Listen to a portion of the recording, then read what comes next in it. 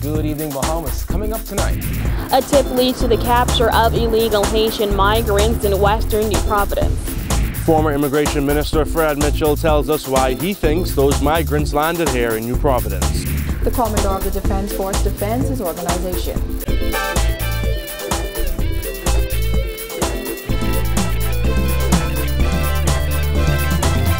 Our news is brought to you by Alive, the nation's newest and best LTE network. Good to be alive. Welcome to our news and thanks for joining us. I'm Kyle Joaquin. Topping news tonight: for the second time in just over a month, a Haitian sloop landed on the coastline of western New Providence. The boat that authorities suspect carried up to 100 illegal migrants landed on the shoreline just off Commonwealth Brewery Limited. It was just a short distance from the Royal Bahamas Defense Force's Coral Harbor base. Jasmine Brown was on the scene and has the details.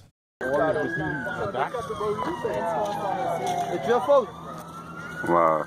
Shocked onlookers were on the scene even before Immigration and Defense Force officers arrived to apprehend those migrants. In fact, Immigration officer in charge of the enforcement unit, Kirkland Neely, says it was an alert worker in the area who called authorities around 6:45 a.m. When we arrived, we were able to capture some 55 persons, 40 male, 12 female, and 3 children. According to Neely, 7 to 10 of those people were found hiding in nearby bushes. Despite the apprehensions, Neely says their work is just beginning. Officers will continue to comb the area because they believe 80 to 100 people could have been aboard that vessel. He revealed they've encountered some of the migrants that were captured this morning before. Repatriation is always quick, and it's a matter of these people who you repatriate come right back the next day or next couple of weeks. You know, so it's an ongoing process. So this is what you see here today? These are people who... Some of them, oh yeah, some of them could be identified as people who repatriated already. This latest landing again places the Defense Force under harsh public scrutiny, as even onlookers at this morning's scene questioned how it happened as they uploaded videos of the apprehension on social media. And the Defense Force right there, and then At the scene today, officer in charge of the Defense Forces Commando Squad, Lieutenant Commander Eric Strawn, was asked about this latest landing so near the base. Strawn said Defense Force officers were conducting spot checks and surveillance in waters off southeast New Providence when they got the call about the sloop in the west. Just 1 month ago, authorities found an empty sloop large enough to carry up to 250 people on the shoreline of Adelaide Village, but there was no sign of who came in on the vessel. That vessel was also just a stone's throw away from the Defense Force base. In that case, officers conducted a search of the immediate area but did not capture anyone from the vessel. Days later, during raids, authorities captured 28 migrants believed to be on that sloop. Both illegal landings came weeks after Prime Minister Dr. Hubert Minnis announced a crackdown on illegal immigration. Minnis said all illegal migrants have until December 31st to become regularized or be aggressively pursued and deported. Now, those migrants will call the Carmichael Road Detention Center home for the next few days until they are deported back to Haiti. Reporting for our news, I'm Jasmine Brown. Well, Commodore of the Royal Bahamas Defense Force Telus Bethel defending the organization amid observations that the 2 illegal landings of Haitian sloops took place near the Defense Force's Coral Harbor base. He called those landings mistakes. Now, while concerns mount about the distance between the Coral Harbor Defense Force base and the landing of illegal migrant sloops, Commodore Telus Bethel says his organization is learning from their mistakes.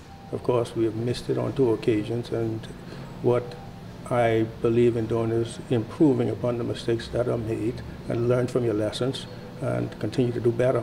We feel strongly that as we continue to apply pressure, certainly there's going to be a balloon effect.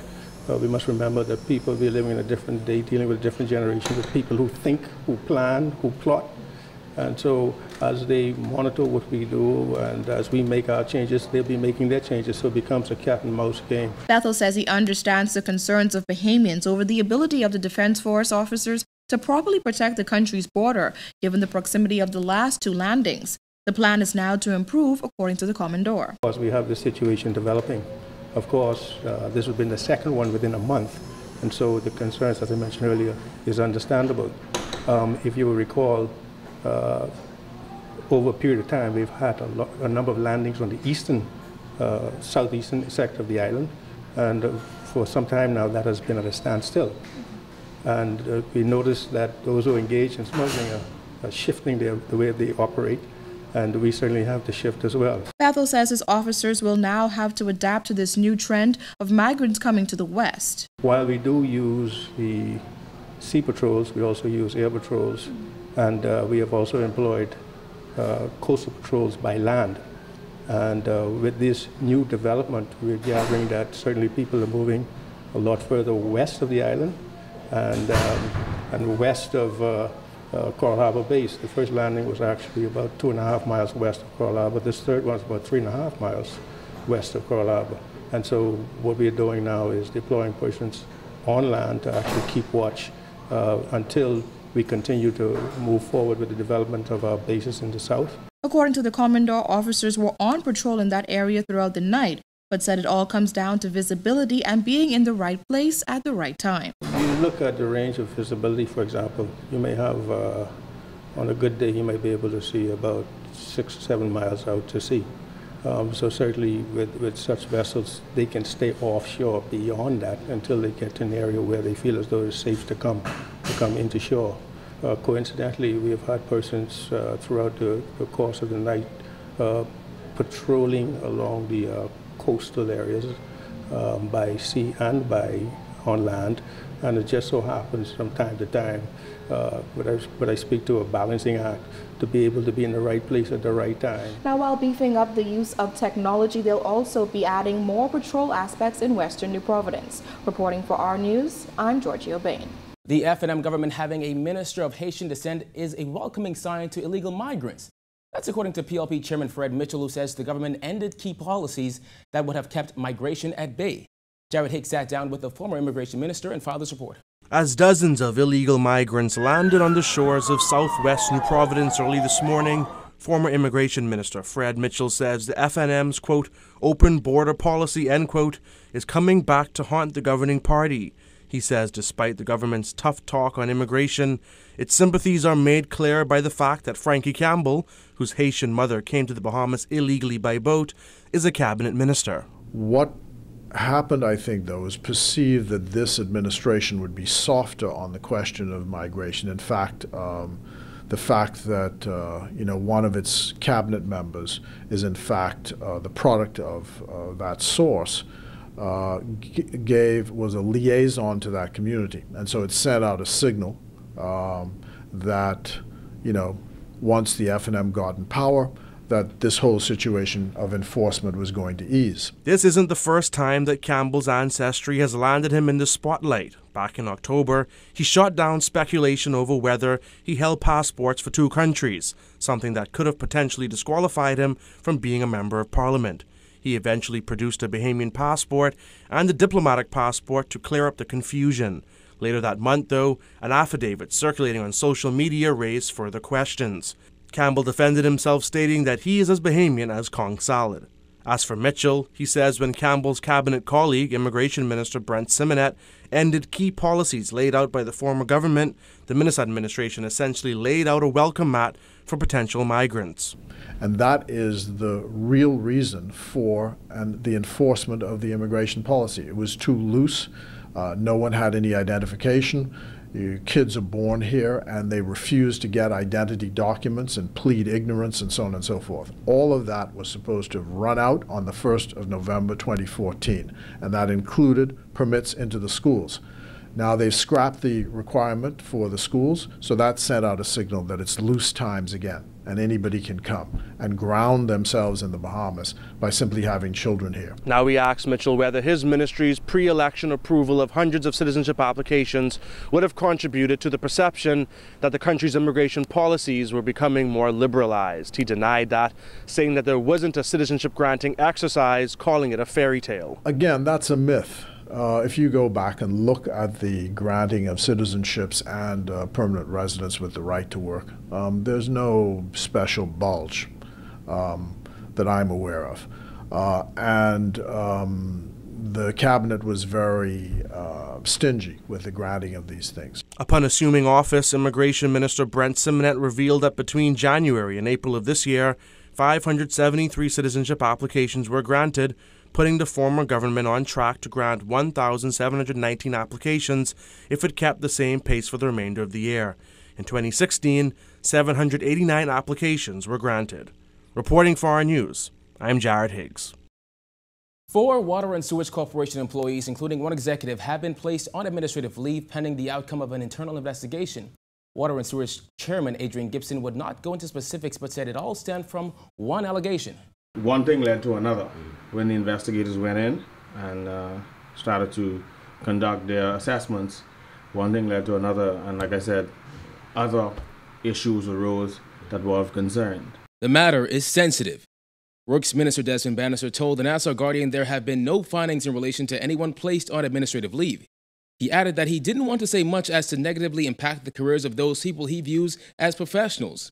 The Internal Control and Compliance Division has launched a multi-pronged investigation. The various allegations being made at this point and that emanate from a particular division within the corporation. As it stands, the investigation is ongoing. It is separate and apart from the forensic audit, and I expect a report with the current ICC, Internal Control and Compliance investigation, within maybe the next week or so. Gibson said the investigation should conclude a report completed this week, but to ensure he doesn't preempt the findings, he won't say more.